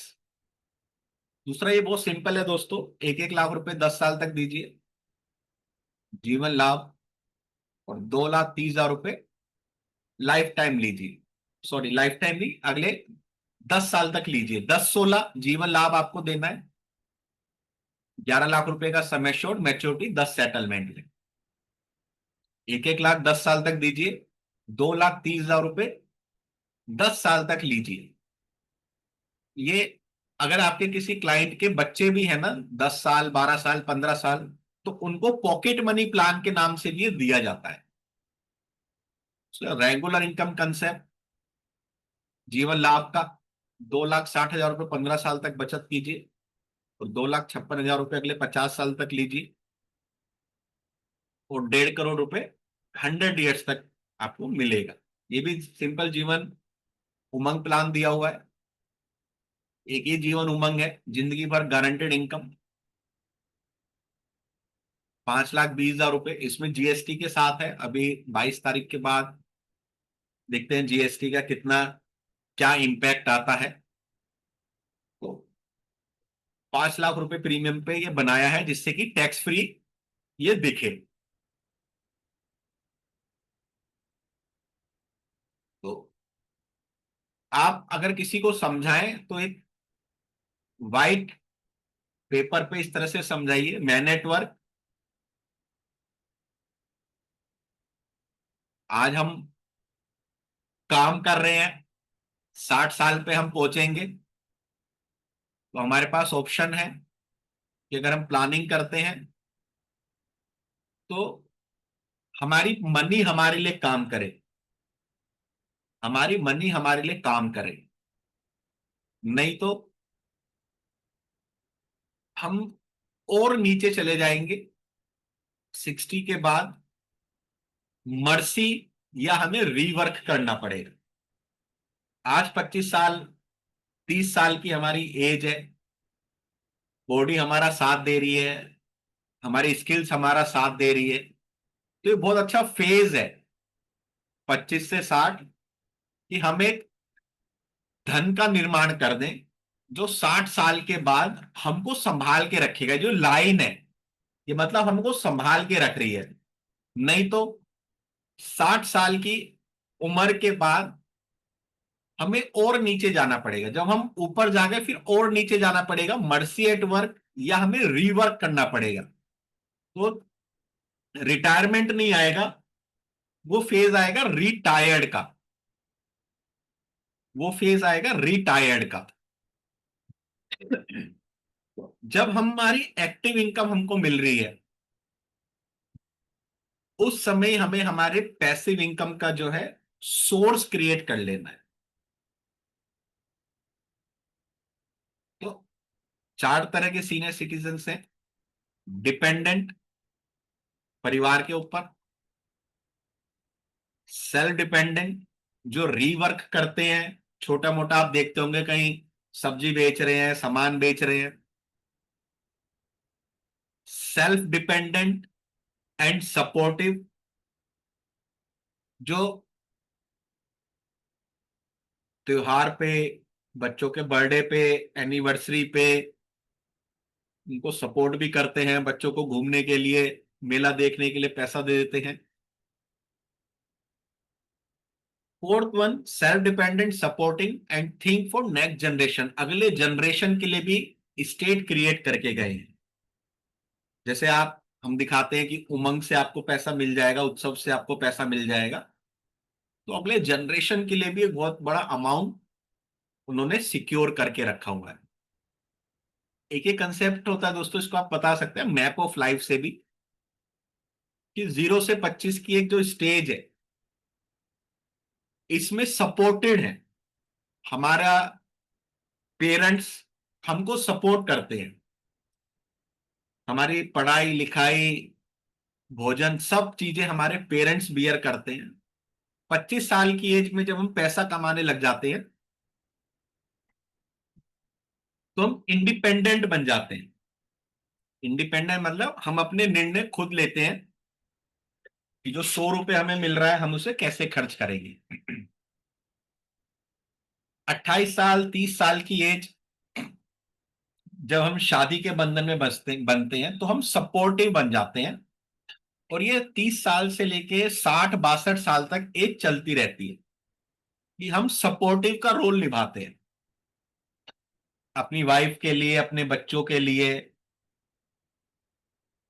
अपने पेरेंट्स के लिए, अपनी जिम्मेदारियां, अपनी रिस्पॉन्सिबिलिटी के लिए। और 60 साल की एज के बाद हमारे पास 5 ऑप्शन आते हैं कि आपको क्या करना है। या तो आप दोबारा से डिपेंड हो सकते हैं चिल्ड्रंस पे, कि आपके बच्चे आपका पूरा खर्च उठाएं। आपका पूरा रिटायरमेंट लाइफ अब आपके बच्चों के कंधों पे निर्भर है। दूसरा ऑप्शन है कि आप सोसाइटी पे डिपेंड हो जाएं। सोसाइटी पे डिपेंड का मतलब वृद्धाश्रम में चले जाना, या गवर्नमेंट से मदद मांगना। तीसरा ऑप्शन है कि आप लाइफ में स्ट्रगलिंग करते रहें, मतलब 60 साल की एज के बाद भी आप काम करते रहें, रोज सुबह जाए काम पे और पैसा कमा के अपने और अपने जीवन साथी का जो है निर्वाह करें। फोर्थ है कि आप इंडिपेंडेंट बन जाएं, कि आपने इस तरह से प्लान किया है कि इतना पैसा आपके पास आ रहा है, जो 10,950 था, कि आपके और आपके वाइफ का जो भोजन की व्यवस्था है वो आपको मिल रही है। और फिफ्थ है इंडिपेंडेंट एंड कंट्रीब्यूटिंग बने। अपने पोते पोती को गिफ्ट देना है उनके बर्थडे पे, त्योहार पे, तो आप वो भी दे रहे हैं। बेटी के बच्चे आ रहे हैं, बेटी को कुछ पैसे दे रहे हैं आप आशीर्वाद के रूप में, वो इंडिपेंडेंट कंट्रीब्यूटिंग है। 60 साल की जिंदगी के बाद जो ये 5 ऑप्शन है, इसमें से अगर हमें इंडिपेंडेंट या इंडिपेंडेंट एंड कंट्रीब्यूटिंग बनना है, तो उसका डिसीजन हमें आज अभी लेना पड़ेगा। और आज अभी जो भी आपके पास बजट है, अवेलेबिलिटी है, उससे आज प्लानिंग करनी पड़ेगी।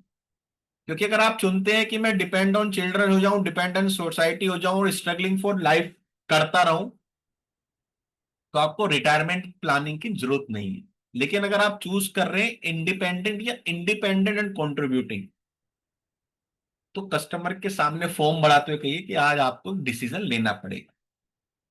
आपके पास पैसे नहीं है, आपको बचाने पड़ेंगे। आप कह रहे हैं हाथ टाइट है, थोड़ा और टाइट करना पड़ेगा, जिससे कि 60 साल की एज के बाद ये जो इधर के 3 ऑप्शन है, ये आपको चूज ना करना है। ठीक है, मैप ऑफ लाइफ कंसेप्ट है, इसका भी आप यूज कर सकते हैं। अगर हम इंडिया की पॉपुलेशन आज देखें 2024-25 में, तो वर्किंग जो पॉपुलेशन है वो काफी ज्यादा जवान है, 28 से लेके 60 साल के बीच में। अदर्स का मतलब हाउसवाइफ्स जो हम पे डिपेंड है, और जो रिटायर्ड है वो अभी इतने नहीं है। लेकिन जो जापान की स्थिति हुई है, वो इंडिया की स्थिति अगले 20, 25, 30 साल में होगी। मींस रिटायर्ड लोग ज्यादा हो जाएंगे और वर्किंग लोग कम हो जाएंगे। इसकी वजह से भी हमें जरूरी है कि हम अपना रिटायरमेंट प्लानिंग खुद करें। क्योंकि जब हम उस फेज में पहुंचेंगे, 60 साल की फेज में, रिटायर्ड लोग इतने होंगे कि गवर्नमेंट भी, सोसाइटी भी, एनजीओज भी उनको अच्छे से, अगर हम सोचें कि सोसाइटी पे डिपेंड हो जाएं, वृद्ध आश्रम में चले जाएंगे, काम करते रहेंगे, तो उस समय भी इतना कंपटीशन होगा वृद्धों वृद्धों का भी, कि वहां पे भी हमें बहुत अच्छी स्किल्स निखारनी पड़ेगी। उससे अच्छा है कि आज ही हम प्लान कर लें। और ये हमने 10,950 के उसमें भी देखा था कि अगर आपका ब्रेकफास्ट का खर्चा 50 रुपए है, लंच का 100 रुपए है, डिनर का 200 रुपए है, आपको दिन का एक 250 रुपए लगता है, 30 डेज तक ये लगभग 7500 रुपए लगेगा। 1 साल का 90,000 रुपये आपको केवल खाने खाने का लगता है। 60 साल पे आप रिटायर होते हो और 80 साल तक भी आप जीते हो, 20 साल का ही 18 लाख रुपए लगेगा एक जने का। और अगर आपकी वाइफ का भी इसमें कैलकुलेट करें तो 36 लाख रुपए हो जाता है। तो कम से कम आपको 36 लाख 40 लाख रुपए का प्लान करना चाहिए। क्योंकि रिटायरमेंट के बाद केवल यही एक खर्चा नहीं है, grocery, telephone bill, electricity bill, बिना बिना वाईफाई के आप कैसे सरवाइव करोगे? ये विदाउट इन्फ्लेशन है।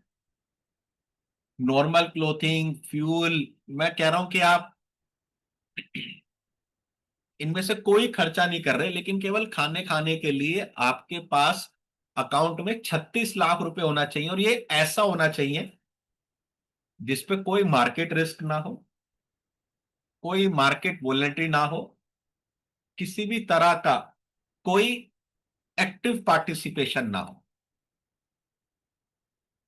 इसका एक कंसेप्ट और आप लोगों को बता सकते हो कि आजकल जो जनरेशन है, 27, 25, 26 साल में, जैसी उसको जॉब मिलती है, तो क्या सोचता है कि एक बढ़िया मोबाइल मैं लूं। तो जैसी उसको जॉब मिलती है, जैसी उसको जॉब मिलती है, उनको आज हाथों हाथ मिल जाता है क्रेडिट कार्ड। वो क्रेडिट कार्ड को स्वाइप कराता है, मोबाइल खरीदता है और ईएमआई बनवा लेता है, मतलब लोन ले लेता है, और उसके पास मोबाइल आ जाता है। और धीरे धीरे वो मोबाइल की किस्तें चुकाता रहता है। तो उसको लगता है कि अब एक बाइक चाहिए, बढ़िया बाइक, तो उसको एक पर्सनल लोन मिल जाता है, बाइक ले लेता है, उसकी किस्तें चुकाता रहता है। फिर परिवार बड़ा होता है, होम कार लोन ले लेता है, घर चाहिए, होम लोन के लिए अप्लाई कर देता है। उसको ऐसा लगता है कि पैसा मिलना कितना आसान है। मोबाइल चाहिए, क्रेडिट कार्ड वालों ने पैसा दे दिया, बाइक चाहिए, बैंक वालों ने पैसा दे दिया, कार चाहिए, बैंक वालों ने पैसा दे दिया, घर चाहिए, बैंक वालों ने पैसा दे दिया। बच्चे बड़े हो गए, सारा पैसा लोन की किस्तों में जा रहा था, बच्चे के एजुकेशन के लिए नहीं बचा पैसा, एजुकेशन लोन मिल गया, शादी के लिए पर्सनल लोन मिल गया, बिजनेस खोलता है, बिजनेस लोन मिल जाता है। इस तरह उसकी जिंदगी 25 से लेके 45-50 तक loan loan loan, EMI loan, EMI loan, EMI में किसी तरह मैनेज करते हुए पूरा निकाल देता है। और 60 साल की एज पे वो सोचता है कि अब मैं रिटायर हो गया, पैसे तो बचे नहीं है, चलो आज तक मेरे को बैंक ने मदद की है, दोबारा बैंक से जाके मदद मांगते हैं, हमें लोन मिल जाए तो। और 60 साल की एज के बाद कोई भी बैंक ऐसा नहीं है जो रिटायरमेंट के लिए लोन देता हो।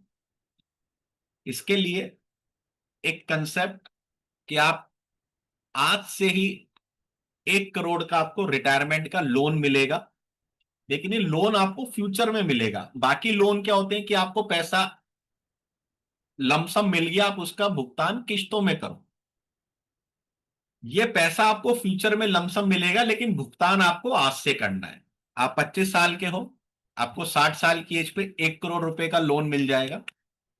उसके लिए आज से आपको 5-5 हजार रुपए भुगतान करने हैं।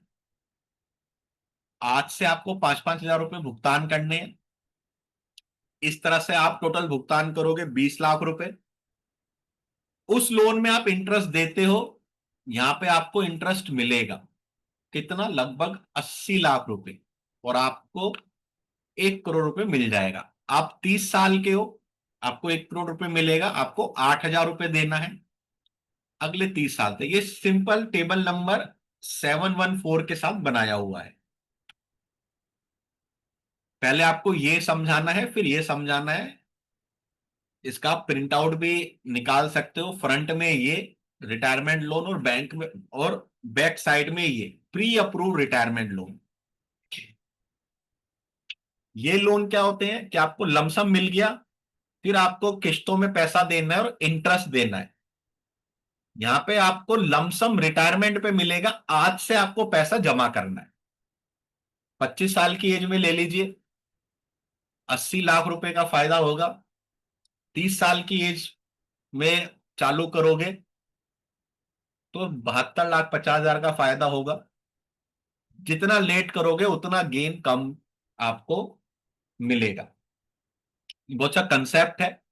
जो लोग कहते हैं लॉन्ग टर्म नीड प्लानिंग करनी, लॉन्ग टर्म नीड सोचना, उनको आप बता सकते हो लॉन्ग टर्म में आपके लिए 1 करोड़ रुपए, आप 60 साल में की एज में पहुंचोगे, 1 करोड़ रुपए आपके बैंक में इंतजार कर रहा होगा।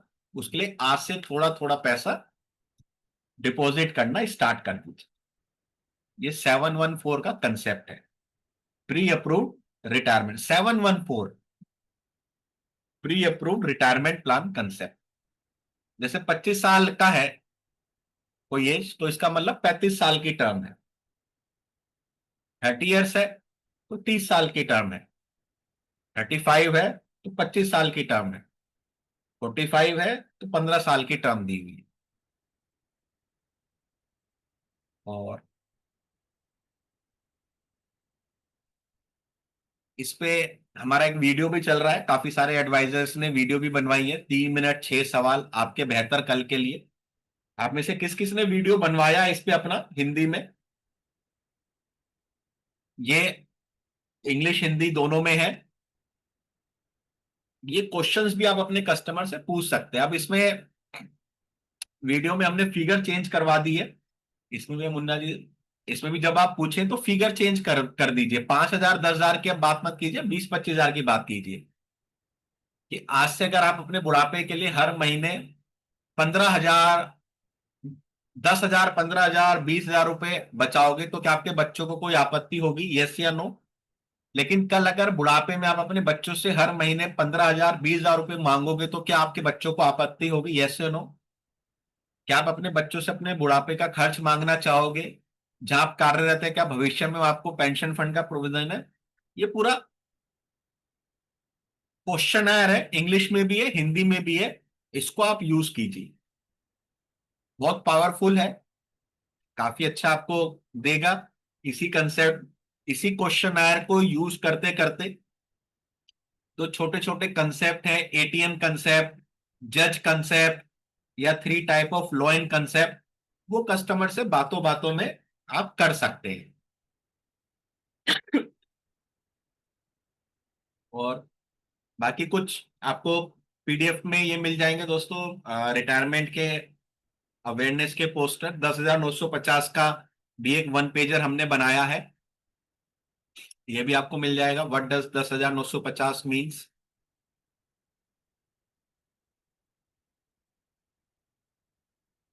Top reason to start planning at an early age. कुछ रिटायरमेंट प्लानिंग मिस्टेक्स कि ऑलवेज पोस्टपोन करते हैं, बेटर टाइम, जब पैसा बचेगा तब देखेंगे तब करेंगे।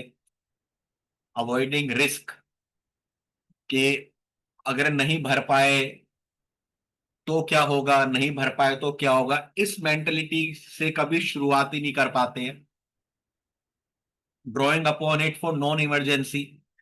म्यूचुअल फंड यूलिप्स में पैसा लगाते हैं, 5 साल के बाद ड्रॉ कर लेते हैं कि यार अभी घूमने जाना है, कोई घर में रिनोवेशन कराना है, दिवाली आ गई, टीवी बदलवाना है, फ्रिज बदलवाना है, एसी बदलवाना है। Not having a proper target, कोई फिगर, एक अमाउंट माइंड में नहीं है। Investing in share equity for getting extra return, की ज्यादा पैसा मिल जाएगा, और कई बार मार्केट इस तरह से क्रैश होती है कि अपना कैपिटल भी लूज कर देते हैं। इग्नोरिंग एक ऑल टुगेदर, ठीक है देख लेंगे, बुढ़ापे में जाके देखा जाएगा, बच्चे ध्यान रख लेंगे, काम करते रहेंगे कैसे भी कमा लेंगे। Not including fixed guarantee annuity pension product, और thinking you can cover up later, बाद में कवर कर लेंगे, 35 साल की एज में ज्यादा पैसा कमाना भर देंगे। तो वहां पे आपको उनको तरुण और वरुण का स्टोरी बताना जरूरी है, जो कॉस्ट ऑफ डिले हमने समझा था। और कुछ पंचलाइन हमेशा यूज कीजिए, तो कुछ पंचलाइन भी आपको इस पीडीएफ में मिल जाएगा, जैसे retirement is not the end of the earning, it is the beginning of depending, unless you plan today. When your income retire, will your lifestyle also retire with it. ये आपको बीच बीच में अपने प्रेजेंटेशन में use करनी है। If you don't plan for your retirement, you are not just risking your future, you are risking your family dignity. जैसे अगर हम बात करें रेमंड के केस की, तो उनकी जो फैमिली की डिग्निटी थी वो पूरी मार्केट में क्रैश हुई है। उन दोनों के बीच में क्या रहा होगा, लेकिन फैमिली का जो पूरा एक्सपोजर था वो क्रैश हुआ है। अगर कोई बच्चा अपने माता पिता को नहीं रख पाता है, माता पिता परेशान है, तो पूरी जगह बात फैल जाती है।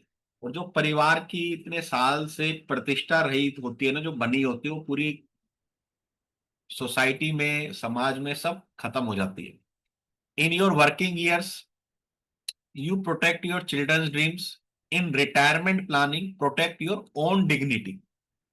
One day your children will grow and fly high, but who will hold your wing if you don't plan your retirement. आपके बच्चे तो उड़ जाएंगे, लेकिन वो 60 साल की एज में आपके पंखों को कौन सहारा देगा, वो ये रिटायरमेंट प्लान देगा। Retirement without planning is like a long journey without food water और shelter, full of fear and struggle. आप एक लॉन्ग जर्नी पे निकल रहे हैं, और आपको पता है गाड़ी में पेट्रोल भी कम है, खाना भी नहीं है, कुछ भी नहीं है, तो आप उसको कहाँ एंजॉय करोगे, बिल्कुल एंजॉय नहीं कर पाओगे। You work hard to give your family a good life, retirement planning insure you live a good life too. If money stops after 60, your respect may stop too. Plan retirement to keep both flowing. 60 साल की as के बाद पैसा तो रुकेगा रुकेगा, पैसे के साथ साथ रिस्पेक्ट भी रुकेगी, लेकिन रिटायरमेंट प्लानिंग दोनों को कंपनसेट करेगी, पैसा भी मिलता रहेगा, रिस्पेक्ट भी मिलती रहेगी। Retirement is not an age, it is a fund. If you don't create it, you lose freedom.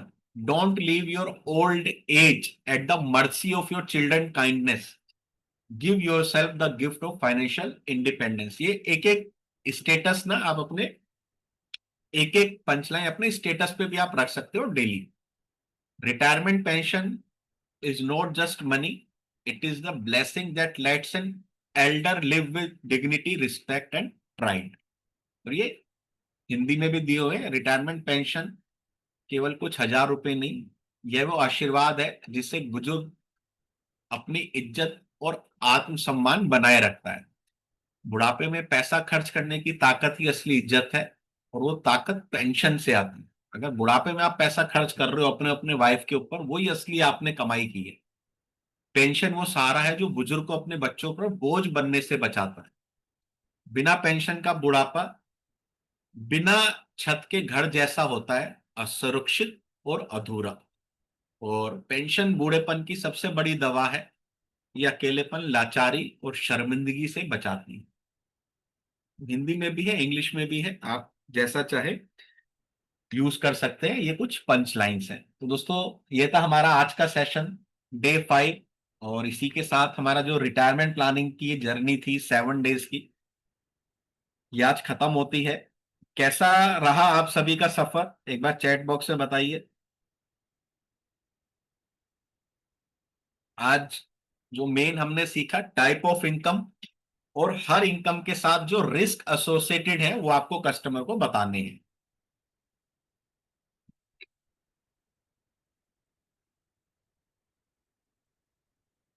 जो रिकॉर्डिंग है वो आपके पास पूरे 31 सितंबर तक है। आज 12 तारीख है, अभी 18 दिन आपके पास रिकॉर्डिंग रहेगी। आप जरूर से उसको एक बार दो बार देख लीजिएगा। सारा पीडीएफ आपके पास लाइफ लॉन्ग तक के लिए है, आप उसको सेव करके रख लीजिएगा। और जिस भी ग्रुप का पार्ट है उसमें बने रहिएगा, उसको लीव मत कीजिएगा। क्योंकि अभी एक आपके लिए सेशन बचा हुआ है जो हमने कहा था मिलेनियर माइंडसेट वाला, तो उसकी इंफॉर्मेशन डिटेल आपको उसी में मिलेगी।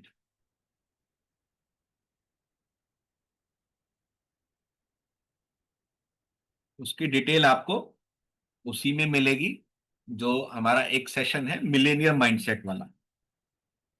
तो अभी रिटायरमेंट का खत्म हुआ है, लेकिन मिलेनियर माइंडसेट में भी हम मनी मैनेजमेंट के ऊपर काफी बात करेंगे।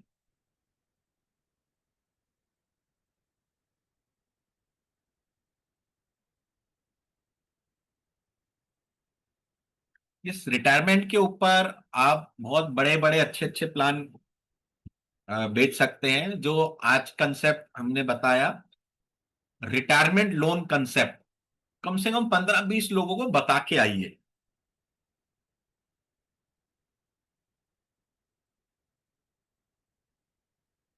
सभी रिकॉर्डिंग आपको ग्रुप में मिल जाएगी अरुणा जी। एक पूरा प्लेलिस्ट बना हुआ है, day 1, day 2, day 3, day 4, day 5, day 6, इस तरह से आपको मिलेगा।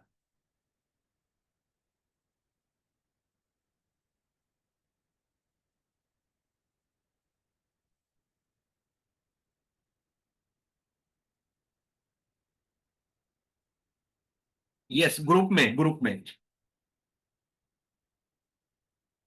यस, ग्रुप में आपको मिल जाएगा आज के सेशंस का रिकॉर्डिंग और पीडीएफ। कल ग्रुप में आ जाएगा, और उसी के साथ सातों सेशंस का आपको मिल जाएगा प्लेलिस्ट, जिससे कि आप उसको दोबारा से एक बार देख लीजिएगा।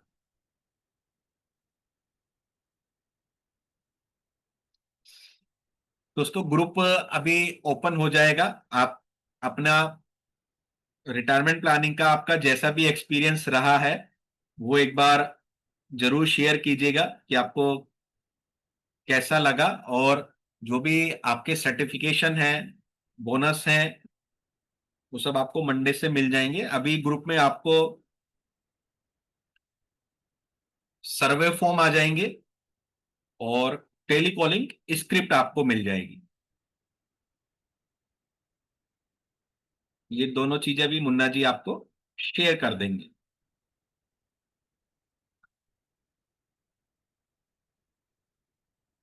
और फ्यूचर में हम इसको रिपीट करेंगे दोस्तों सेशन। आप में से कौन कौन इसको दोबारा ज्वाइन करेगा, रिपीट रिवीजन के लिए, एक बार चैट बॉक्स में बताइए।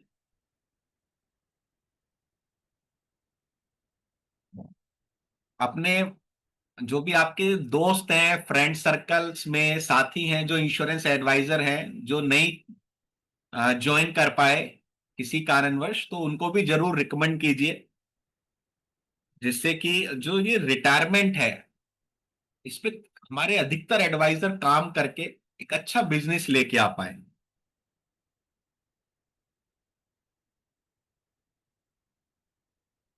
इस पिछले साल हमने सितंबर में किया था, इस बार भी सितंबर में हुआ, तो काफी सारे साथियों का कहना था कि सर एक साल का गैप मत रखिए, साल में कम से कम 2 बार रिटायरमेंट प्लानिंग का कीजिए। तो हमने ये प्लान किया है कि हम हर 4 या 5 महीने में रिटायरमेंट का एक बैच और कंसेप्ट सेलिंग का एक बैच आप सबके लिए क्या करेंगे। आप में से जो भी साथी रिपीट करना चाहेंगे तो इस ग्रुप में रहिएगा, क्योंकि रिपीटर्स के लिए कुछ डिस्काउंट आपको जरूर मिलेगा। विपिन जी, आप शायद शुरू में थे नहीं। मंडे को जो 2 पीपीटी आपको बोली है रिटायरमेंट अवेयरनेस की, वो आपको ग्रुप में मिलेगी।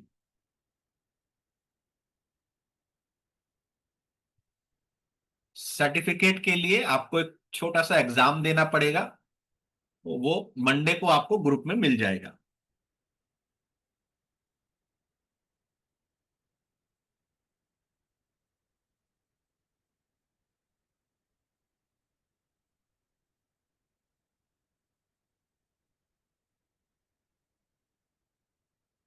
इस रिकॉर्डिंग आपको ग्रुप में मिल रही है, आज के सेशंस की भी आपको ग्रुप में रिकॉर्डिंग। अभी सेशंस खत्म होगा तो मे बी मुन्ना जी कल आपको 3-4 बजे तक सेंड कर देंगे आज के सेशंस का रिकॉर्डिंग और पीडीएफ।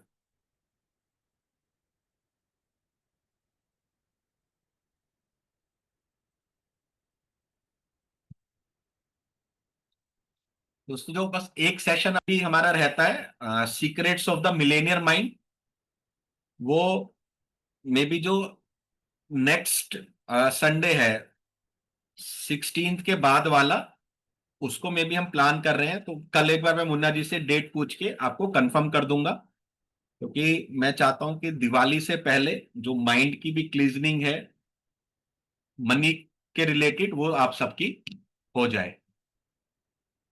तो जो secret of the Millionaire mind एक संडे का हमारा 3 घंटे का सेशन है, वो इससे जो नेक्स्ट संडे है 14th को मे बी संडे पड़ रहा है, और उसके बाद जो 14th के बाद वाला संडे है उसमें हम मे बी वो कंडक्ट करेंगे। आपको मंडे तक उसका भी फुल डिटेल इंफॉर्मेशन आ जाएगा। वो केवल लाइव रहेगा, वो आपको लाइव अटेंड करना है, उसका कोई रिकॉर्डिंग नहीं मिलेगा, क्योंकि वो बहुत एक्टिविटी बेस होगा, बहुत डीप मेडिटेशन उसमें हम करेंगे, पूरा क्लीजनिंग होगी। तो उसको आपको लाइव ही अटेंड करना है, तो लाइव आपको जुड़ना पड़ेगा। उसका भी डिटेल आपको ग्रुप में रहेगा। हाँ, संडे मॉर्निंग रहेगा वो, क्योंकि मॉर्निंग सबसे बेस्ट टाइम होता है वो सारी एक्टिविटीज करने का, जो हम मनी के रिलेटेड करवाएंगे। ठीक है फ्रेंड्स, तो इसी के साथ वाइंड अप करते हैं आज का सेशन, और थैंक यू सो मच। और जो भी विनर्स हैं वो अपना एड्रेस मुन्ना जी को शेयर कर दीजिए, जिससे कि आपको जो मर्चेंडाइज है वो हम फॉरवर्ड कर सकें।